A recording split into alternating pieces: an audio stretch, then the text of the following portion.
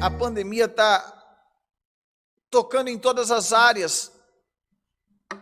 Está vendo na internet que de um ano para cá, quantos divórcios aconteceram? E olha que aumentou, triplicou, quadriplicou o número de divórcios, porque um não aguenta o outro dentro de casa. Abuso sexual, padrasto, até pais abusando dos filhos. O negócio não está fácil, o negócio está feio. E a palavra hoje pergunta: você acha que é só você que está aprovada? É só você que está aprovado?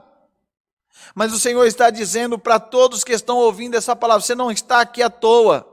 Você que está aí no YouTube, no Facebook, você não está aqui à toa. Não existe coincidência com as coisas de Deus.